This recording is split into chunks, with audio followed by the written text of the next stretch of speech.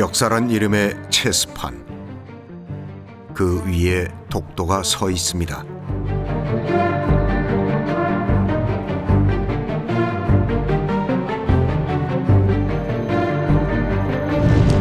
집요하게 탐을 내다가 교묘하게 기회를 만들어 끈질기게 도발하는 저들.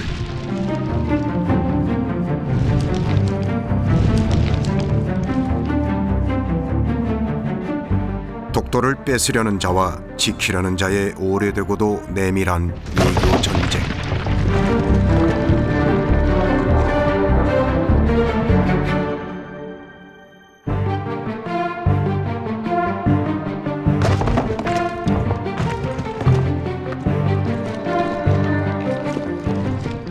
그런데 과연 이 체스판 위엔 한국과 일본만 있는 걸까요?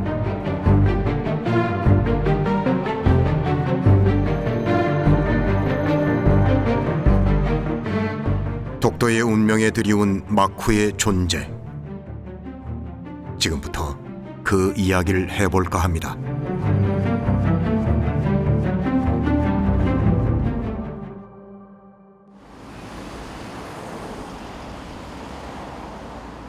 무려 6,800여 개의 섬으로 이루어진 나라. 이렇게 많은 섬을 가지고도 일본은 왜 굳이 독도를 못 가져 안달일까요? 일본이 독도에 눈독을 들인 이유는 러일 전쟁 때문이었습니다. 조선을 서로 갖겠다고 벌인 이 전쟁에서 일본은 러시아 함대를 감시할 막루가 필요했고 그 최적의 장소가 독도였던 거죠. 독도에 막루가 설치되면서 일본은 승기를 잡았고 초거대 제국 러시아를 넘어뜨립니다.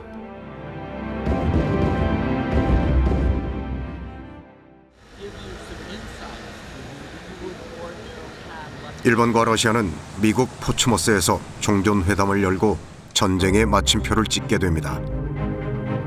그리고 이때 중재자가 루스벨트 대통령이었습니다. 이곳 시민들은 지금도 포츠모스 회담의 무대가 된 걸 자랑스러워합니다. It's certainly considered a major piece of Portsmouth's history. And the people that are knowledgeable of history of Portsmouth understand this idea that Portsmouth was a place where citizen diplomacy helped create peace. 종전회담 기간 동안 도시는 축제처럼 들뜬 분위기였습니다. 전쟁은 끝나고 평화가 왔음을 알린 포츠모스 조약. 그러나 정작 우리에겐 가혹한 운명의 단초가 됐습니다.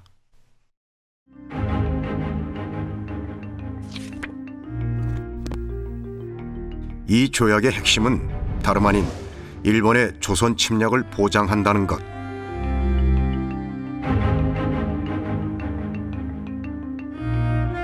표면적으론 미국과 무관해 보이는 러일 전쟁. 하지만 역사를 2달 전으로 되돌리면 얘기는 달라집니다. 바로 일본과 미국의 비밀스러운 거래, 가스라 테프트 밀약이 있었던 겁니다. 일본 총리 가스라와 미 육군 장관 테프트의 대화는 명료했습니다. 필리핀은 미국의 통치하에 두는 게 최선이라는 테프트. 러일 전쟁의 원인이 된 조선을 방치해서는 안 된다는 가스라.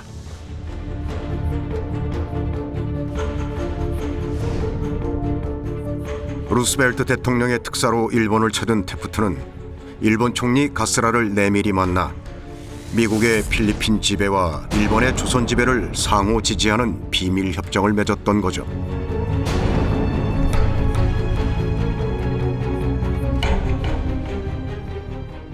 He had no concern that Korea ended up under a protectorate as a result of the treaty in the context of the time when there were so many colonies around the world and the U.S. wanted assurances that Japan would not interfere in the Philippines. 일본과 러시아는 포츠모스에서 평화조약을 맺고 전쟁을 종식시킵니다. 그리고 종전회담의 다리를 놓았다는 명분으로 루스벨트 대통령은 노벨 평화상을 받았습니다. 이렇듯 평화라는 단어로 채색된 포츠모스 조약. 하지만 오히려 조선의 땅에는 지독한 불행의 터널이 시작됩니다.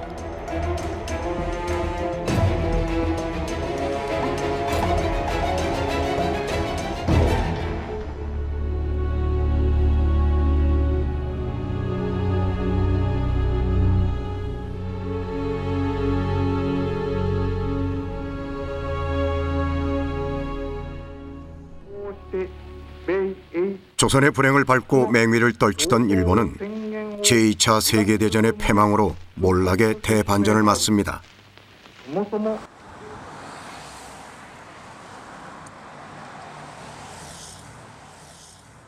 러일 전쟁의 승전국으로 미국에 왔던 일본은 태평양 전쟁의 패전국이 되어 다시 미국을 찾았습니다. 전쟁 책임을 묻고 전후 문제를 청산하는 강화조약을 맺기 위해서인데요. 전범국에겐 수치의 산물인 강화조약. 그러나 놀랍게도 일본은 독도 영유권을 주장하는 무기로 대일 강화조약을 내세웁니다.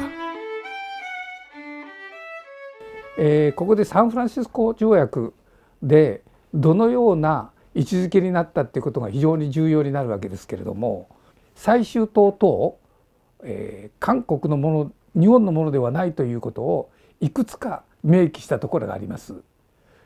そこにドットは入っていないわけですね。今まで一度も韓国領に朝鮮領になったことはないんだと、ずっと日本のものだったということを言いながらこれを外したと、こういう経緯があります。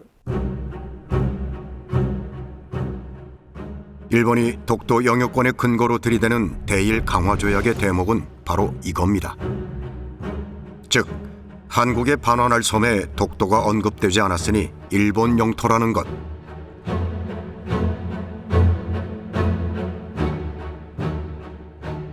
일본이 이런 억지 주장을 하게끔 빌미를 제공한 것은 지도 한 장 없이 애매한 문장으로만 된 대일 강화조약입니다. 그렇다면 대체 대일 강화조약의 내용은 어떻게 정해진 걸까요? 이제부터 그 과정을 되짚어 봐야겠습니다.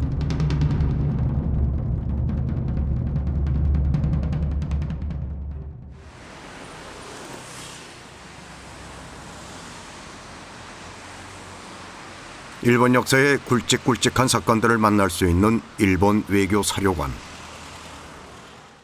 태평양 전쟁 패전 직후 일본의 외교 상황을 보여주는 전시물들도 많습니다.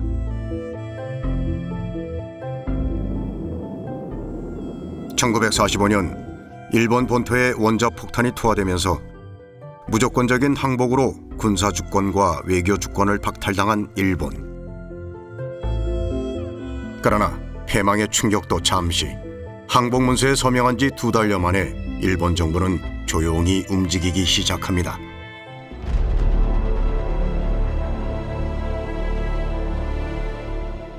외무성 안에 강화조약 전담 부서인 평화조약 문제연구 간사회를 설치한 건데요. 일본 정부가 강화조약 준비에 얼마나 사활을 걸었는지는 당시 외무성 조약국장이었던 시모다의 회고록에서도 엿볼 수 있습니다.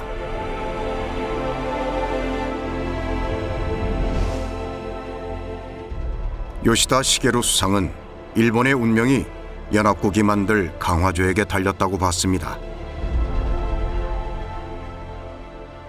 요시다 시게루라는 사람은 1차 대전이 끝나고 난 다음에 베르사유 강화조약 파리 평화회의에 참석했던 사람입니다. 즉 1차 대전부터 2차 대전까지 일본 외교가 흘러온 경로를 잘 알고 있는 사람입니다.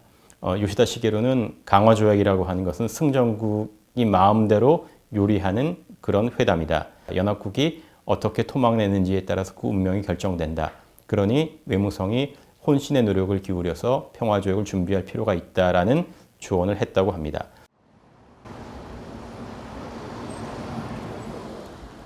패전 직후 일본 외무성 직원은 무려 10,000명. 연합국이 70%를 감축했지만 그래도 남은 직원이 3,000명이나 됐습니다. 이들의 유일한 업무는 강화조약 준비. 일본은 승전국이 강화조약에서 어떤 논의를 할지 잘 알고 있었고, 따라서 패전국은 어떻게 대응해야 할지도 훤했던 거죠. ただごく簡単に言えば要するに戦争鉄砲や刀で負けてもですね、あとは次は外交戦、これは世の常というか習わしというか、それでつまりドンパチ戦では負けてもその後の交渉によって少しでもその結果を自分の国に有利にしようと。 강화조약에 대한 일본 정부의 기본 방침이 담긴 평화조약 문제연구간사회의 보고서입니다. 일본의 천황제를 유지하며 패전 후에도 조선에 영향력을 행사하겠다는 놀라운 발상. 그런데 이게 다가 아닙니다.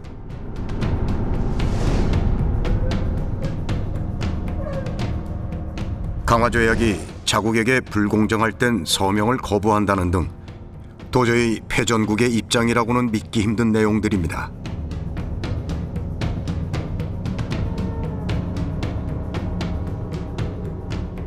전쟁 책임은 최소화하고 자국 영토는 최대화하려 했던 일본. 특히 그들은 인근 섬들을 더 많이 확보하는 데 집중했습니다. 그리고 연합국이 이 문제를 논의할 때 카이로 선언과 포츠담 선언을 기준으로 삼을 것도 알고 있었죠. The 1943 Cairo Declaration is the first articulation by the Allies that the Allies will force Japan to forfeit territory taken by greed and force. But by the time of the 1945 Potsdam Declaration, it's much more specific. It will limit Japan to the 4 main islands, and after that, the Allies will determine which minor islands that Japan may keep. 어떤 섬들이 일본령이 될 것인가는 전적으로 연합국의 결정에 달려 있었고, 따라서 일본 정부는 연합국의 판단에 영향을 끼칠 작업들을 해나갔습니다. 우리는 미 국립문서기록관리청에서 일본 외무성이 연합국에 배포한 홍보물을 찾아냈습니다.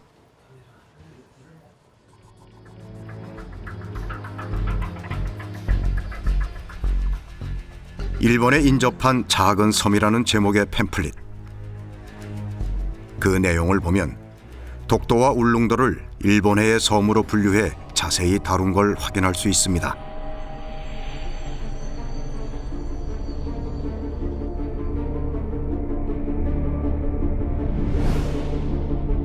일본은 고대부터 독도를 인식했으나 한국에는 독도에 대한 이름도 없고 한국 지도에도 독도는 없다는 등 이 팸플릿을 만든 속내가 짐작되고도 남습니다. 日本の島っていうそういうくくりっていうんじゃなくて、日本海にある島、小さな島というそういうもともとくくりで書かれてあるので、日本海にウルンドと竹島、独島がある、そういうことはその通りなのでですね、それは別にそれが日本の領土だと主張しているということではないです。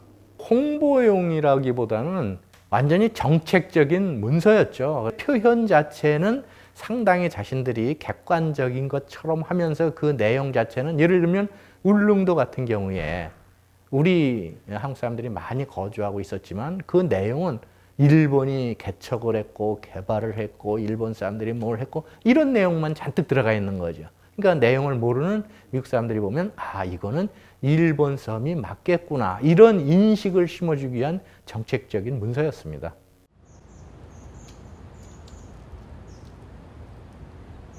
독도를 일본에 인접한 섬으로 표현한 그 의도를 묵살시킬 증거가 메가더 아카이브에 있습니다.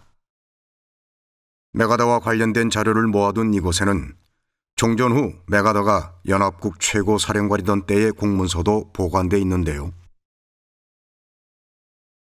그중 일본의 팸플릿보다 1년 앞서 작성된 연합국 최고사령부 지령 677호를 주목합니다. 연합국은 일본 영토의 범위를 4개의 주요 본섬과 약 1000개의 인접섬들로 한정하고 독도는 제외했습니다.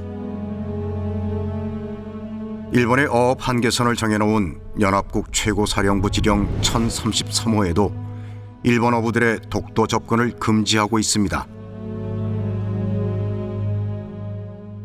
Those were the instructions to the Japanese government that they would follow from the Allies. MacArthur is the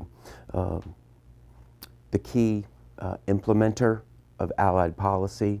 These are the instructions that come from the instructions. You will follow these instructions to fulfill what the Allies want you to do.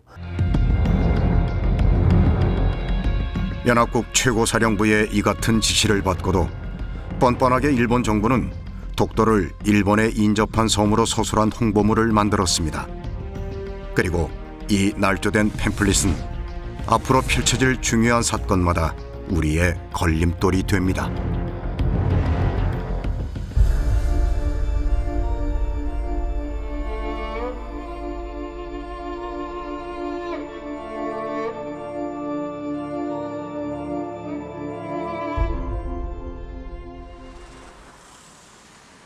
어떻게든 유리한 강화 조약을 위해 분투하던 일본 정부는 다각도로 연합국과의 접촉을 시도했습니다.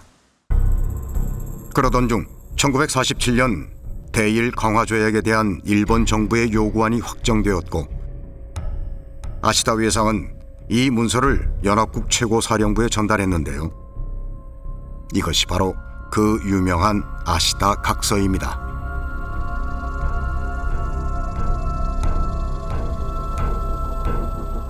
그 내용은 일본에게 의사를 개진할 충분한 기회를 달라는 것과 UN 가입 자격을 달라는 등 9개의 항목으로 되어 있는데요. 이를 전달받은 이가 연합국 최고사령부 외교국장 에치슨이었습니다. 에치슨은 이제 그 중국 통이었습니다. 그렇기 때문에 전쟁을 도발한 국가는 전쟁 후에 어떤 그 징벌을 강하게 해줘야 다시는 또 전쟁을 도발하지 못한다라는 생각을 강하게 가지고 있었던 사람이죠. 그런데 일본이 와가지고 영토를 일본 영토에 대해서는 뭐 아무리 승전국이라고 하더라도 이렇게 저렇게 처리하면 안 된다. 우리 일본 사람들 뭐를 해달라. 천황제를 계속 존속할 수 있도록 해달라. 뭐 이런 요구를 하니까 에치슨의 입장에서는 기도 안 찼던 겁니다. 연합국 최고사령부 외교국장이자 미 국무부 관리인 에치슨은 막강한 힘을 가지고 있었는데요. 그런 그가 아시다 각서의 불쾌감을 드러내면서 일본 정부의 전략은 실패로 끝납니다.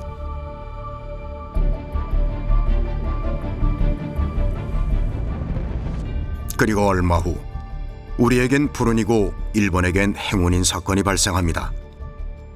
강력한 대일 징벌론자였던 에치슨이 그만 불의의 비행기 추락사고로 사망한 겁니다. 메가더는 깐깐했던 에치슨을 대신해서 고분고분한 시볼드를 그 자리에 임명합니다. 그럼 과연 시볼드는 어떤 인물일까요?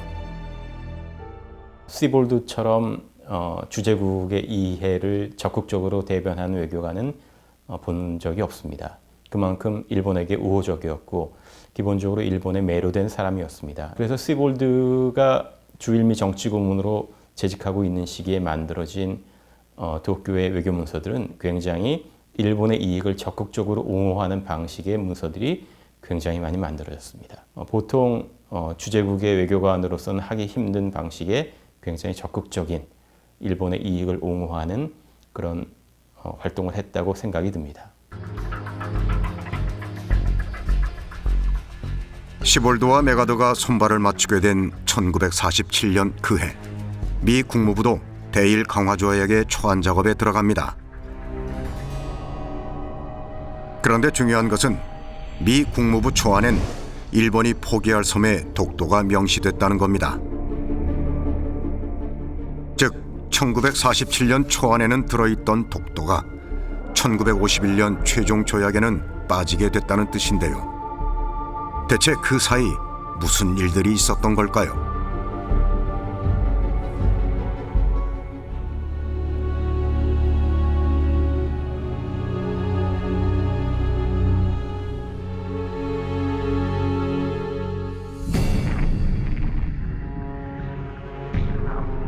일본 정부의 대일 강화 조약 준비는 철두철미했습니다.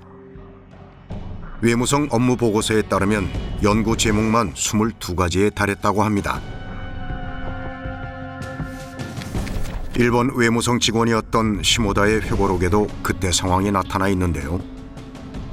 일본 정부가 만든 장문의 보고서가 전달된 곳은 다름 아닌 시볼드의 사무실이었습니다.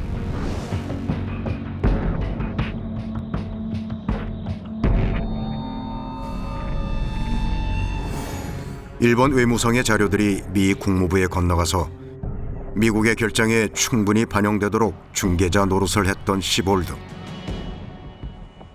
그가 보낸 자료 중에는 일왕의 메시지도 있었습니다. 결국 일본이 미국의 환심을 사는 데는 오키나와 장기조차라는 카드도 한몫했던 거죠. Major American victory to keep the troops there. The Japanese wanted Okinawa back, where most American troops were, but the U.S. refused and didn't give it back till 1971. 20% of the land area of Okinawa is made up of American military bases. The 3rd Marine Division has been stationed there since the Korean War. It's the only Marine division permanently stationed outside the U.S. So Okinawa was very important. 든든한 조력자 시볼드의 존재처럼 세계 정세도 점점 더 일본에 유리하게 흘러갑니다. 제2차 세계대전이 끝나고 공동의 적이 사라진 자리는 자유진영과 공산진영의 갈등으로 채워졌는데요. 1949년 소련의 원자폭탄 실험 성공으로 미소 냉전은 극에 달했고, 마침 그해 모택동이 이끄는 공산당이 중화인민공화국을 수립하면서 동아시아까지 냉전이 심화됩니다. 그리고 이로 인해 일본에 대한 미국의 정책도 급변하게 되는데요. 공산주의 확산을 막는 방파제로서 일본의 지위가 높아진 거죠.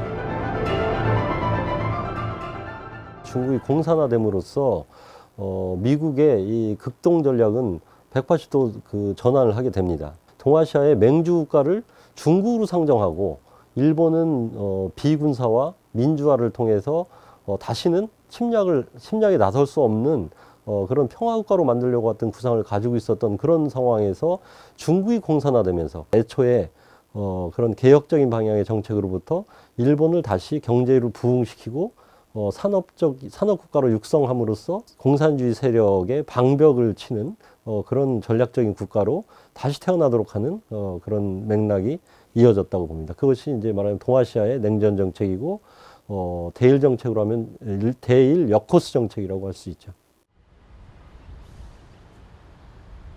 그리고 하필 그 시기 독도와 관련된 중대한 사건이 일어납니다. 미 국무부가 재외공관의 검토용으로 대일 강화조약 초안을 작성한 건데요. 이 초안에는 제주도 울릉도와 함께 독도를 일본이 한국에 돌려줘야 할 섬으로 규정짓고 있습니다. 즉 1947년 미 국무부의 최초 초안부터 1949년에 만들어진 이 초안까지 독도는 명백한 한국 영토였습니다. 미 국무부는 이 초안을 일본 주재 미 정치 고문실로 보내 검토하도록 했는데요. 공교롭게도 주일 미 정치 고문이 시볼드였습니다.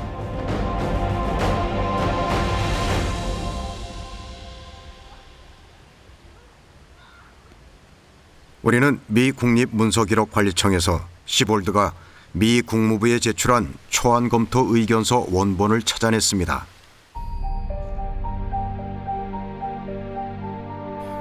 이 문서에는 미국 외교관인 시볼드가 얼마나 섬세하게 일본을 비호했는지가 잘 나타나 있습니다.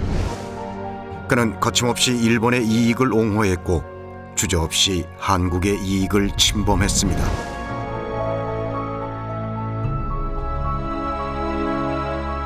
시볼드가 보낸 의견은 간단합니다. 일본에게 가혹하고 징벌적인 조약을 강요하면 안 된다. 특히 영토 문제에 대해서는 독도가 일본령이라고 하는 주장을 처음으로 제기한 사람이 시볼드였습니다. 그리고 그것을 강력하게 주장했습니다. 시볼드가 인용한 것은 47년 일본 외무성이 만든 팜플렛의 내용이었다고 생각할 수 있습니다. 일본 외무성이 만든 일본의 인접도서 팸플릿 내용을 그대로 인용한 시볼드의 검토 의견서, 그리고 이 의견을 그대로 수용한 미 국무부. 한 달 뒤 미 국무부가 수정한 대일 강화조약 초안에는 원래 한국령으로 돼 있던 독도가 일본 영토로 둔갑해 버렸습니다.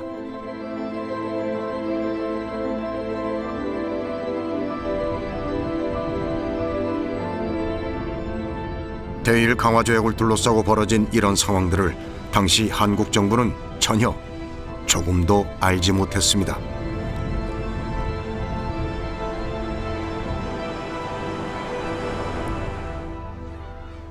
마치 안개 속처럼 답답했던 한반도. 그런데 슬프게도 또 다른 시련이 닥쳐옵니다.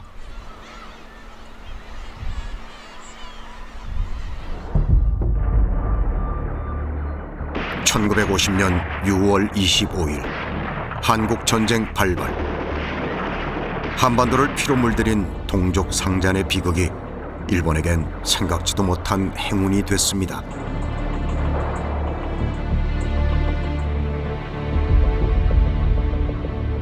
한국전쟁에 필요한 물자를 미국이 일본에서 조달하면서 엄청난 전쟁 특수를 누렸던 건데요. 패전으로 엉망이 됐던 일본 경제는 한국전쟁을 계기로 재건의 기회를 맞았고, 요시다는 이런 한국전쟁을 허락한 신에게 감사의 절을 올렸다고 합니다.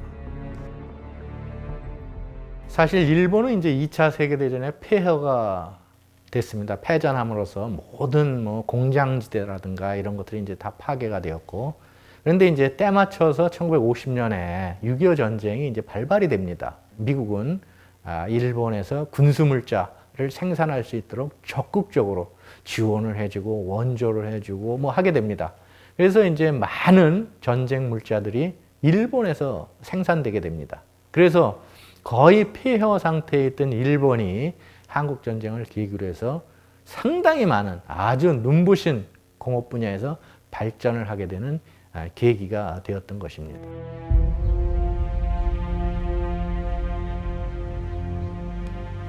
한국 전쟁으로 일본은 경제적 이익만 얻은 게 아닙니다. 중국 공산화에 이어 한반도까지 자유진영과 공산진영이 대립하자 동아시아 반공의 중추기지로서 일본은 미국의 매우 소중한 존재가 됩니다. 이런 정세 속에 대일 강화조약 준비도 급물살을 타는데요. 1950년 그해 대일 강화조약을 총괄하는 대통령 특사로 덜레스가 임명됩니다.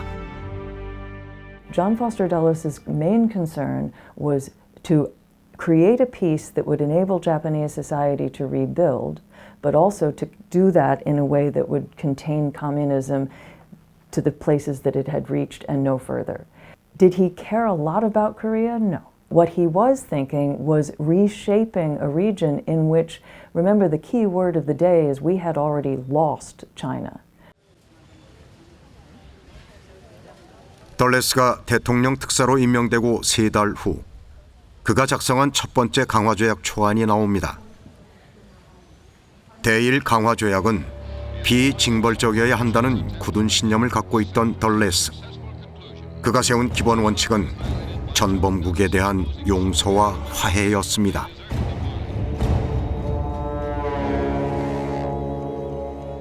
간략해진 강화조약에서 덜레스가 제일 먼저 강조한 건 평화였습니다. 전쟁의 책임이나 배상을 묻는 조항은 찾아볼 수 없고 일본령에서 배제될 섬들을 특정하지도 않았습니다. 특히 일본 영토의 경계를 표시한 위도선과 경도선도 모두 지워졌습니다. 일본령 도서를 특정하고 그걸 표시하기 위해서 경도 위도를 활용하고 그것을 시각적으로 표현하기 위한 부속 지도를 활용한 것입니다. 이게 2차 대전 시기 연합국의 대일 영토 정책을 구체화한 정책이었는데요. 이게 1950년 시기에 접어들게 되면 다 폐기가 되게 됩니다. 덜레스가 간단한 조약을 추구했기 때문이기도 하고 미국이 냉전 시기에 반공 평화 조약을 추구했기 때문에 그렇습니다. 대일 강화 조약에 대한 덜레스의 원칙을 접한 요시다 수상의 반응은 어땠을까요? 그의 회고록은 그때의 심경을 고스란히 보여줍니다.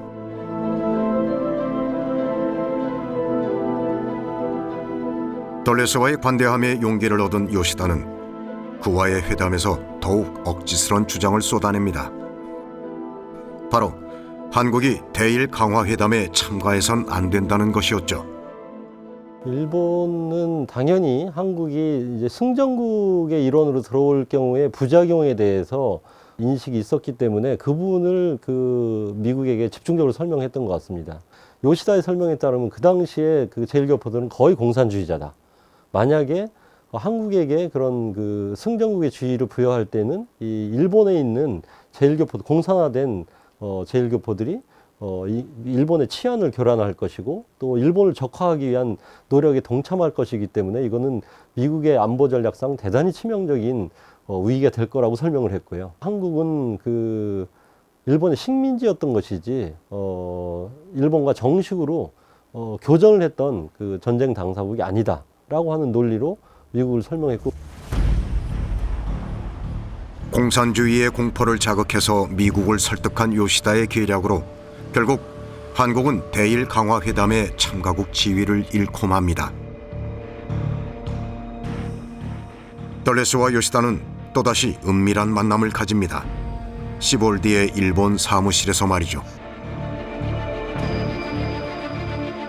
덜레스와 요시다 그리고 일본 외무성 조약국장이 모인 이유는 영국 정부가 독자적으로 완성한 대일 강화 조약 초안을 검토하기 위해서였습니다. 시볼드는 그날 밤을 이렇게 기억합니다.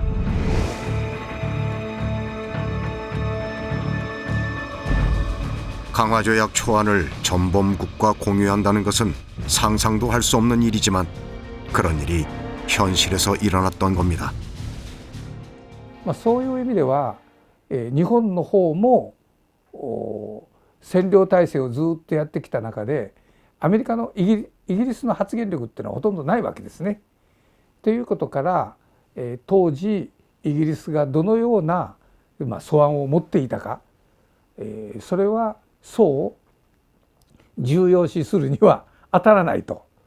アメリカとのパイプをしっかりしていればいいんだという対応で 일본에게 더없이 우호적인 덜레스는 최대한 일본 입장을 살피면서 영국과 조율을 진행했고 그의 취지대로 비징벌적인 영미합동 초안이 완성됩니다.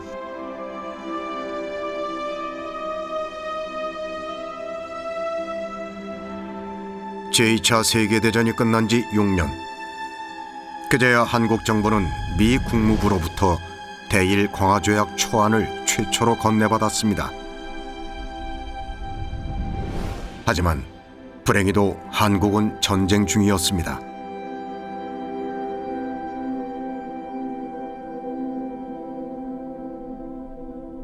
제대로 된 대일 강화조약 준비는 엄두도 못 낼 상황에서 한국 정부는 독도와 함께 파랑도까지 한국 영토로 명시해 줄 것을 요청합니다.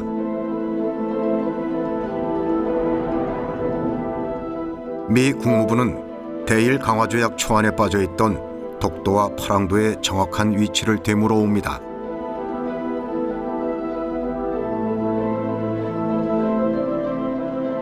이에 대한 한국 대사관의 답변은 안타깝게도 파랑도와 독도가 울릉도 근처에 있다는 것.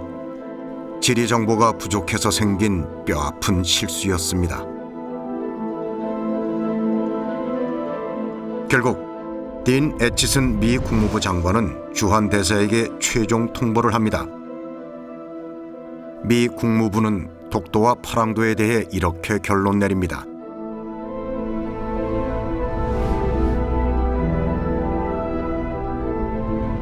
한국 정부의 요청을 미국은 받아들일 수 없으며 그 이유는 이전까지 파랑도와 독도의 영유권 주장을 하지 않았기 때문에 한국 영토로 보기 어렵다는 것. 이런 판단은 시볼드가 일본의 독도 영유권을 주장하며 제시한 근거 내용과 정확히 일치합니다. William Siebold wrote in 1949, Dean Rusk was not doing research about ancient claims to islands. He was just articulating a Japanese position. 강화조약 초안을 건네받은 1951년, 한국 정부의 최우선 과제는 전쟁에서의 생존이었습니다. 사느냐 죽느냐의 문제 앞에 조약문 검토는 멀찍이 뒤로 밀렸을 겁니다.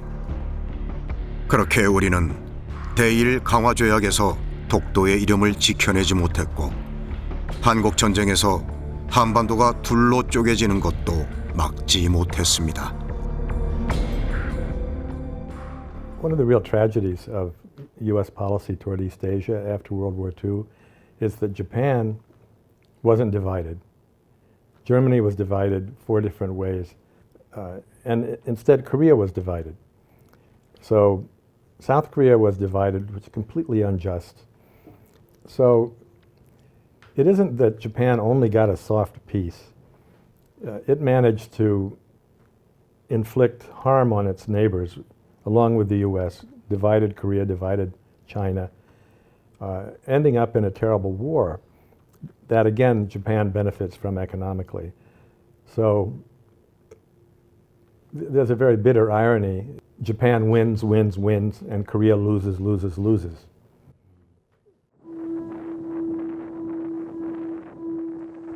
한국전쟁 참전군의 넋을 달래고 있는 샌프란시스코. 그러나 우리에게 이 도시는 또 다른 비운의 역사를 낳은 장소입니다.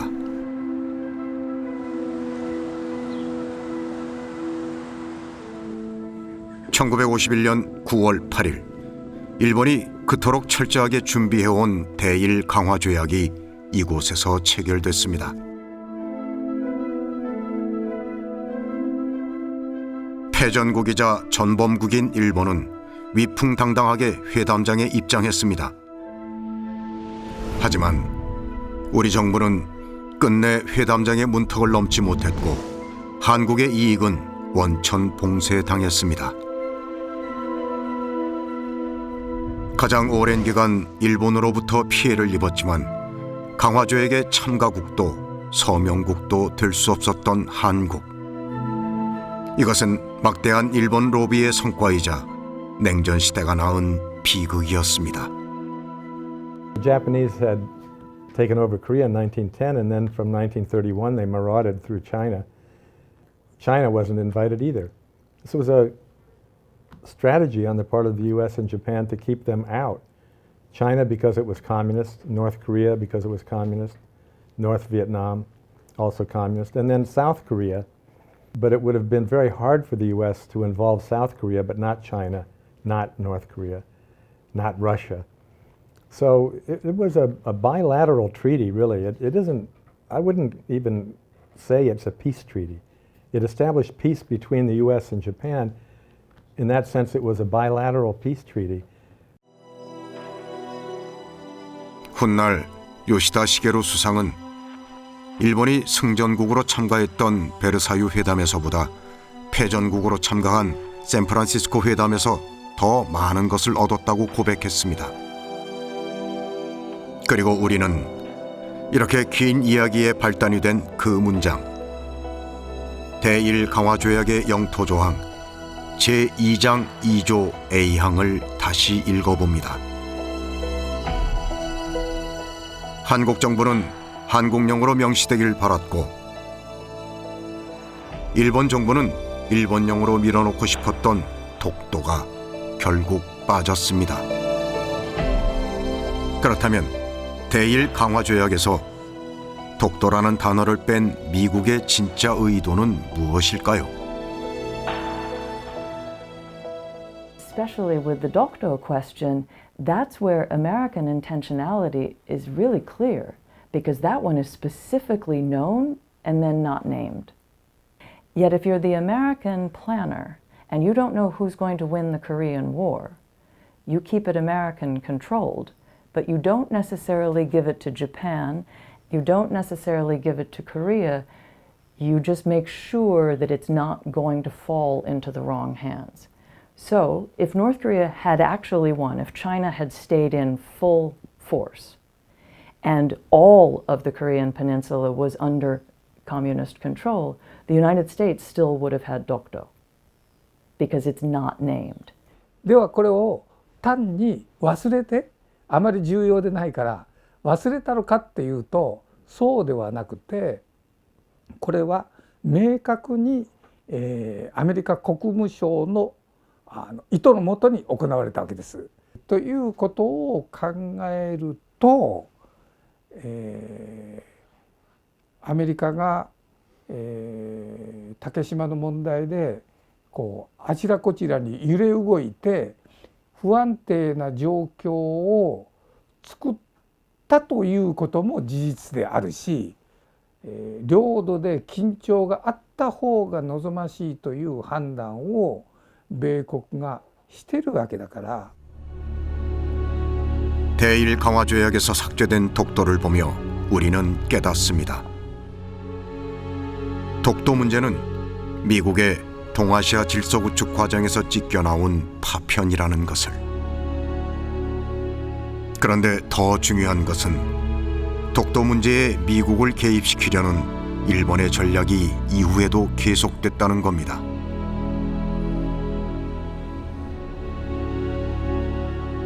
대일 강화조약에서 독도가 빠지자 한국 정부는 1952년 평화선으로 더 알려진 인접 해양에 대한 주권에 관한 대통령 선언을 발표합니다. 그리고 이에 대한 일본의 반응은 즉각적이었습니다.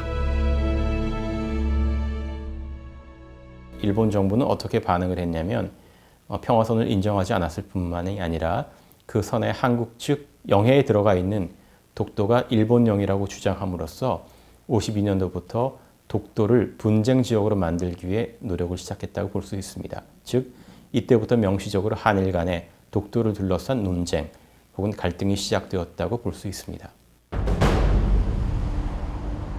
한국이 평화선을 선포하자 일본 국회에서도 특별 조치가 논의되는데요.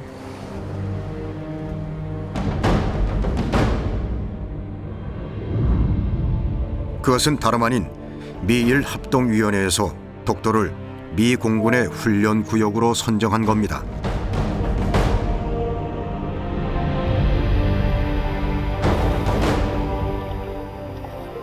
즉, 일본이 독도를 미군의 폭격 연습장으로 내어줌으로써 독도 문제에 다시 미국을 끌어들이려는 전략이었던 거죠.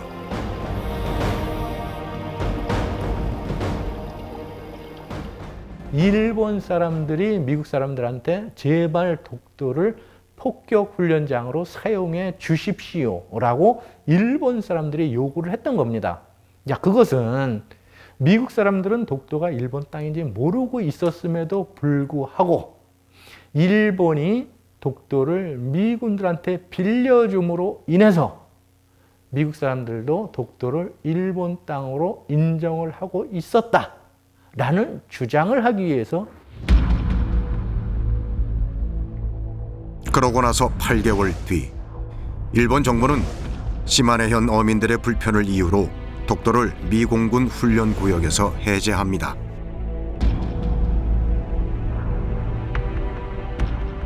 이에 대해 외무성 조약국장 시모다는 의미심장한 발언을 남겼습니다. 바로 이런 조치가 일본의 독도 영유권을 뒷받침하는 법적 근거가 된다는 것.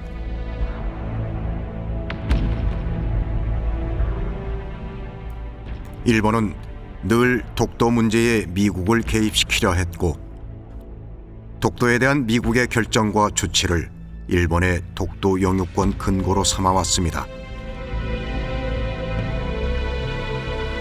바로 이것이 독도를 뺏으려는 일본의 주요 전략인 건데요. 일본의 이런 의도를 미국도 알았지만 그들은 그들만의 목적을 위해 중립을 선택합니다.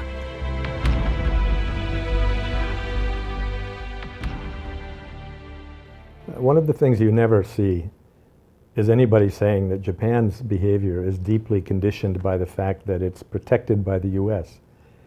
Has 50,000 troops. The 7th Fleet is based in Yokohama, Yokosuka. It has all these assets from the U.S., and so Japan's behavior can be much more provocative than if Japan were standing alone and dealing with Russia or Korea or China. Well, it's a way that necessitates that the United States remains integral to the situation, because there is no way to achieve a final decision without a U.S. determination. 가스라 테프트 밀약에서 대일 강화 조약과 독도를 미 공군 훈련 구역으로 지정한 책략까지 참으로 긴 이야기 끝에 한 가지가 또렷해졌습니다. 우리가 상대할 일본은 국제 정치와 외교에서 능수능란합니다. 과거 그들이 독도 문제에서 외교력을 발휘할 수 있었던 것은 그만큼 한국의 외교력이 부족했다는 걸 역설합니다.